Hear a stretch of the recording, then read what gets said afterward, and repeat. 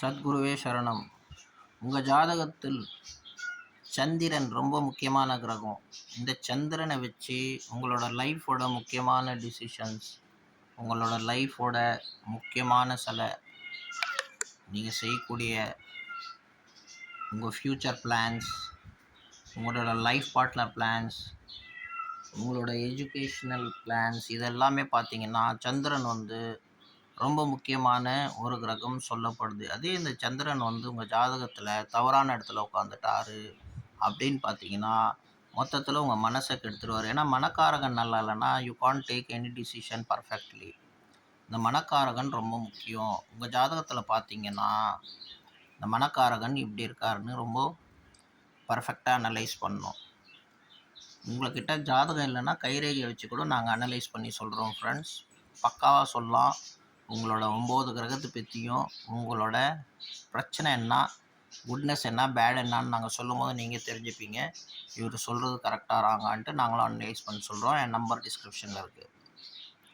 So friends, சொல்ல வர்றது என்னன்னா, சந்திரன் சப்போஸ் நீச்சமாயிட்டார் விருச்சிகத்தில், இல்லை எங்கன்னா திருக்கு பாவத்தில் போயிட்டார், 6, 8, 12 இந்த மாதிரி இடத்துங்களில் போயிட்டாருன்னா ரொம்ப மோசமான தவறான பலனை கொடுப்பாரு. இதனால ஜாதகனோட புத்தி, மனம் எல்லாம் கெட்டு போயிடும். ஏன்னா சந்திரனுக்கு புத்தின்னு கூட ஒரு பேர் இருக்குது. புத்தின்னா மதின்னு ஒரு பேர் இருக்கு அவருக்கு. ஸோ இந்த மதி கூடிய கிரகம் கெட்டுடுச்சுன்னா ஆளோட டிசிஷன் எல்லாமே ராங் ஆகிடும். இவர் நல்லா ஜாதகத்தில் நல்ல இடத்துல உட்காந்துருந்தாருன்னா ரொம்ப நல்லா கொடுப்பார். ரிஷபத்தில், கடகத்தில், இன்னும் நல்ல இடங்கள்லாம் 4ல் லக்னத்துக்கு இந்த மாதிரி இடத்துல உட்காந்தாருன்னா இவர் ரொம்ப பவர்ஃபுல்லான திக்பலத்தை அடைவார். பட் ஒரு சில ராங்கான இடத்துல உட்காந்துட்டார், இல்லை ராங்கான கிரகங்கள்லாம் இருக்குது. இவரோட அசுர பிரகிருதி உள்ள கிரகங்கள், அசுர சம்மந்தப்பட்ட கிரகங்கள் கூட இவர் நல்ல பலன் கொடுக்க மாட்டார். அப்படி உட்காந்துட்டாலும் இவர் நல்ல சில டியூட்டிஸுங்களை பண்ண மாட்டார். ஸோ இவர் உங்கள் ஜாதகத்தில் கெட்டிருக்காருன்னா அதை எப்படி சரி பண்ணணும், அதை எப்படி லைன் கொண்டாடணும், உங்களை எப்படி சரி பண்ணிக்கணும். ஆக்சுவலி இதுதான் ஜாதகம் பார்க்குறது. ஜாதகம் நம்ம எதுக்கு பார்க்குறோம், ஏன் பகவான் உருவாக்குனார்னா நம்மளோட லைஃப்பை நம்ம எப்படி கரெக்ட் பண்ணிவிட்டு வாழ கற்றுக்கிறதுக்காக தான் ஜாதகம் உருவாச்சு. டைம் பாஸ் பொருள் கிடையாது இது.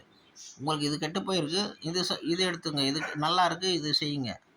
அது மாதிரி என்ன நல்லா இருக்குது, அது எது நீங்கள் அடாப்ட் பண்ணி உங்கள் லைஃப்பில் உங்கள் ஃப்யூச்சர் பிளான்ஸை நீட்டாக கொண்டு போய் லைஃப்பை சக்ஸஸ் பார்க்க முடியுமோ அது முறையாக கொண்டு போகிறது தான் ஜாதகம் கண்டி. சும்மா 4ல் இருக்கிறான், 5ல் இருக்கிறான், 10ல் இருக்கிறான் இப்படி சொல்லிட்டு போகிறது ஜாதகம் கிடையாது. உங்களோட பிழைகள் என்ன, உங்களோட தவறுகள் நீங்கள் என்ன பண்ணிட்டு வந்திருக்கீங்க பாஸ்ட் லைஃப்பில், இப்போ ஃப்யூச்சரில் நீங்கள் எப்படி வாழணும், அதுக்கு என்னென்ன நீங்கள் ஆக்சுவலி டியூட்டிஸ் செய்யணும், எந்த துறையில் நீங்கள் ஜம்ப் அடிச்சிங்கன்னா you will be success in your life. இது மாதிரி சில விஷயங்கள் புத்தி பூர்வமான சிந்திக்கக்கூடிய விஷயங்களை தெரிஞ்சுக்கிட்டு அதில் நீங்கள் வாழ முயற்சி பண்ணுறது தான் ஜாதகம். அது இல்லாத சும்மா ஏதோ டைம் பாஸுக்கு கேட்டோம் போனோம், யார் அவங்கள ஏதோ சொல்லி உங்களை கன்ஃபியூஸ் பண்ணி விட்டான், அது ஜாதகம் கிடையாது. உங்களை சொல்கிறவன் கரெக்டாக சொல்கிறான்னா then you can take his words. So சந்திரன் அவ்வளோ இம்பார்ட்டண்ட்டான கிரகம். அந்த இம்பார்ட்டண்ட்டான கிரகத்தை எப்படி அனலைஸ் பண்ணிவிட்டு நம்ம லைஃப்பில் சக்ஸஸ் பார்க்கணும், நம்ம லைஃப்பை எப்படி அச்சீவ் பண்ணணும், எப்படி என்ஜாய் பண்ணணும், எப்படி நம்ம மோட்சத்துக்கு போய் அடையணும், லைஃப்பை நல்லா வாழ்ந்து இறைவனையும் வழிபட்டுட்டு இறைவனையும் அடையணும், பொருளாதாரத்தையும் அடையணும், அண்ட் நல்ல மனிதனாகவும் வாழணும்.